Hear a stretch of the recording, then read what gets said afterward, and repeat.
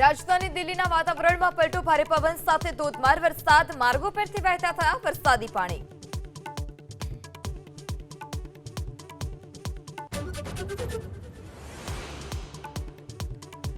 ભાજપના સાંસદ Kangana રનૌતે જેનઝીને generation gutter कहता विवाद, कांग्रेसे કહ્યું કે કંગના ન તો સારા સાંસદ કે ન તો સારી પત્ની બની શકે।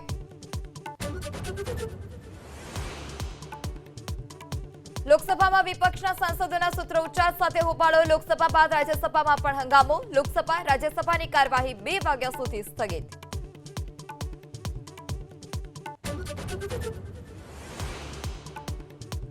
प्रधानमंत्री पोस्ट हटावाना विवाद में फेसबुक और इंस्टाग्राम ने समन्स पाठववामां आव्युं। मेटाना ग्लोबल हेड ने सरकारनुं समन्स, मेटाए सवारे ज मांगी हती माफी।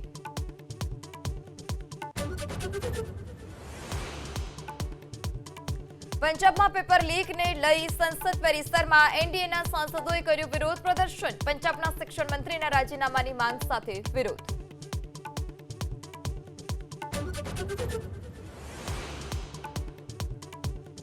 सूरतना नक्षत्र सेफ हाउस में 2.67 करोड़ सोना चोरी की फरियाद। 206 तोला सोना ने चोरी बाद लोकर चेक करवा माटे लोकोमां दौड़धाम।